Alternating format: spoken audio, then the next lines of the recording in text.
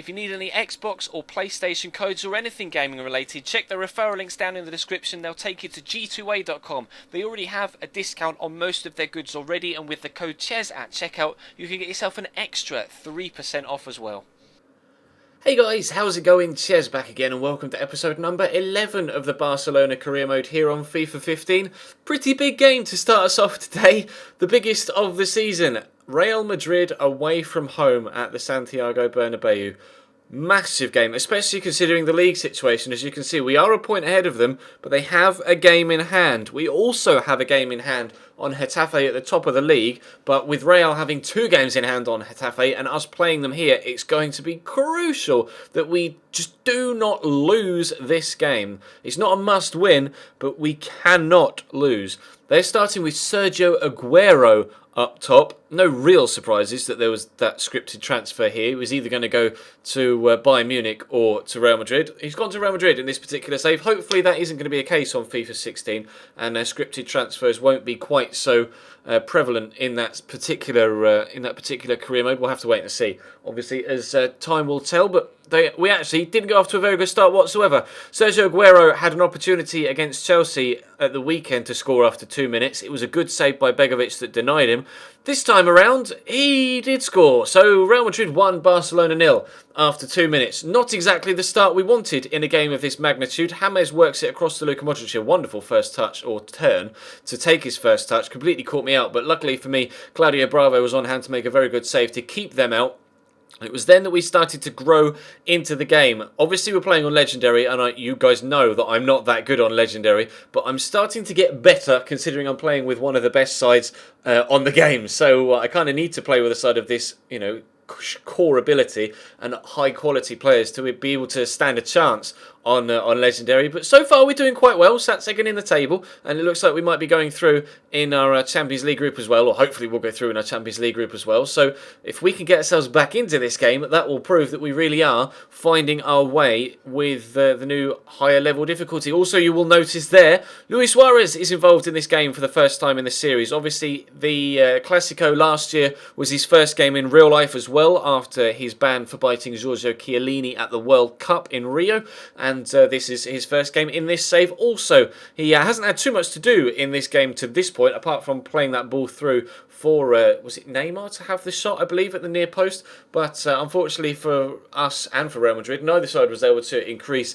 their lead or score another goal in the first half. And then we get a free kick here, and it looked as if a fantastic challenge from Sergio Ramos was being unnecessarily punished. It looked a very strong challenge, yes, but it did look as if he got the ball. But you'll see from the replay, after the referees decided to book Sergio, no surprises, Sergio Ramos picking up a booking, especially in a Clásico, but Royce's right foot, just there, dinks it over Sergio Ramos. I thought it was the force of the challenge that made the ball pop up. It wasn't. It was Royce trying to knock it over him as he went to then hurdle the challenge, but the challenge was so strong that he couldn't hurdle it, went to ground. Messi steps up with a free kick. It's 1-1. Quality free kick from Lionel Messi. Again, like we mentioned in the previous episode, he scored a couple of absolutely cracking free kicks in the first leg of the Spanish Supercopa, which actually the second leg is being played Monday night. I'm actually recording this on Monday, so it's tonight as I see it, but we've come so close to conceding a second there.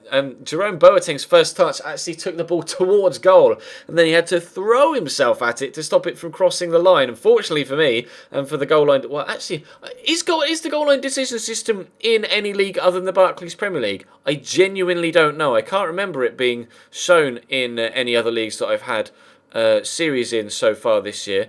But you'll have to let me know. I genuinely can't remember. We've come up the other end from that chance where Jerome Boateng cleared it off the line, and we've taken the lead. Neymar went on a really nice run. Ronaldo shot finally inside the defender, and the power on the shot was too much for the goalkeeper to handle. He should have done a lot better with that, Iker Casillas, but he couldn't keep it out. And we've come from 1-0 down after 2 minutes. The worst possible start, but we are now in front at the Bernabeu. They obviously were throwing a lot at me towards the end of the second half, picking the ball off me in the around the halfway mark there. Cristiano Ronaldo coming down the right-hand side rather than the left. Cross initially is well blocked and cleared away by Piqué, but Sergio Ramos wins the header. Great first-time hit from Luka Modric, but an equally good save from Claudio Bravo keeps them out, but they kept coming.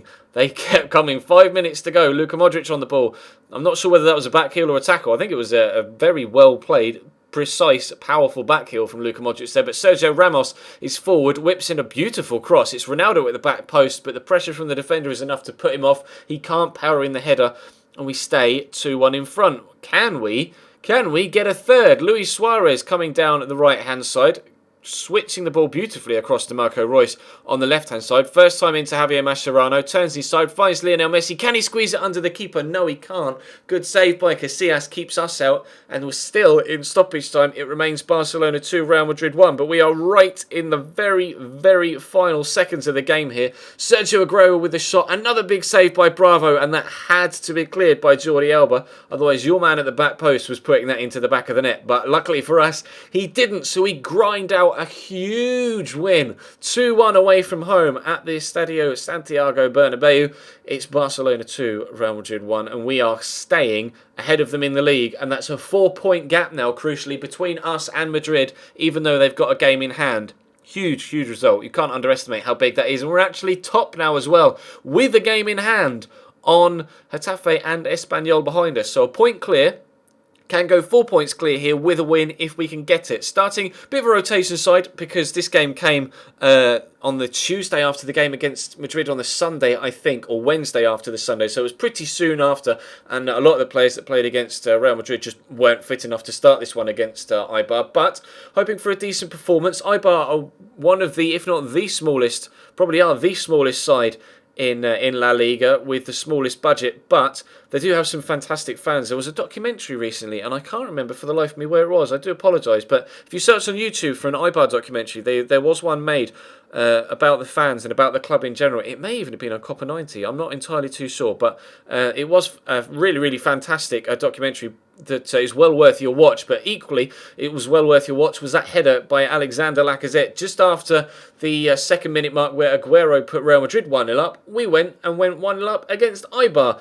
Hopefully, though, they're not going to be able to grind out a 2-1 victory the same way we did at the Bernabeu. We'll be able to get 3 points from this one, although they are playing some nice passes here. Nice little footwork from their man into Boateng, and then the shot, unfortunately for him, despite a rather awkward turn, actually, from Boateng there. Wasn't able to find the target either, and we stay 1-0 in front. But we're going to try and play out from the back quite slowly. I always try that little dink ball to the nearest midfielder. It seems to work 9 times out of 10, so it's a very good way of getting the ball out from your goalkeeper and keeping possession, especially when you want to play about with some really nice passes. Unfortunately, though, Iniesta's shot wasn't as good as it perhaps could have been. Maybe I should have tried to utilise his brilliant dribbling feet that we've seen in the past couple of episodes, try and take it round a couple of players rather than trying to just finesse it in from distance. But Iniesta's involved again here, showing those brilliant dribbling feet. Then it's a rifled effort this time. Drops to Nangolan, who has... No, what wasn't Nangolan, was it? It was Alex Vidal. I'm getting mixed up with my two bald players on the pitch. Alex Vidal with the follow-up effort after a very good save from their keeper. It comes down off the bar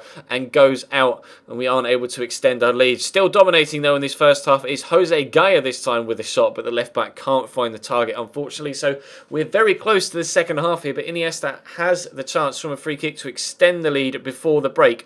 Messi scored a great free kick earlier on. This time though, goalkeeper with a very good save, and Irureta is able to keep Eibar in the game. And then actually, it's the 85th minute already. The second half, I don't really know what happened. I think just everybody was so tired because I had a few players that were involved in the game against Real Madrid in the squad for this one. And as you can see, Eibar were just putting up very, very good defensive performances in this second half. We weren't able to break them down the same way that we were in the first. And at the very, very end of the game, just like it was with the Real Madrid one, last few seconds, they're going to have a chance. Same as Real did. Real couldn't score, but Eibar can. It's Barcelona 1, Eibar 1, with practically the final kick of the game. They rescue themselves a point here, Eibar. Very, very respectable result for Eibar. Danny Garcia with the finish, who's a player that actually I bought on Football Manager with Athletic Bilbao when we were at Athletic earlier on in the current save that we're doing at the minute where we're with Everton. Obviously there'll be a stream of that later on tonight as well. One thing I wanted to mention though, you see the squad report is today and not on Monday. The reason being, obviously we ordinarily do a squad report every Monday in each and every series. that's a full career mode. So the reason being for this one, obviously we're only playing 2 games per episode because we're having a chilled series, so I can free up the time to stream in the afternoons between now and the start of FIFA 16. And the pure fact of the matter is we're not getting through a month in a week. So obviously there's no point doing a squad report each and every Monday because 6 out of every 10 times, nothing's going to have changed. So rather than do a squad report every Monday in this series, I'll just do a squad report per episode that we actually start a new month, so that you can see how the squad is growing still, but it won't be quite as regular because obviously we're not getting through each of the months. There's no point showing you the exact same squad report twice in the space of a week because there's no point in you watching it. So that's effectively how I'm going to run the squad report. So there were a few questions on in Monday's comment section saying, where's the squad report, Ches? And I said in the comment section that I would explain today, and I have. So there you go. But we are top of the table still. Thankfully, we were able to maintain our lead, and also, crucially, Real Madrid lost a second game. So we still have a big 5-point gap now to Real Madrid, and they've only got 1 game in hand on us. Things could not have gone better for us in this episode, unless, of course, Eibar hadn't equalised. But with regards to the top of the table fight with Real Madrid, it has gone very much in our favour. The swing has swung.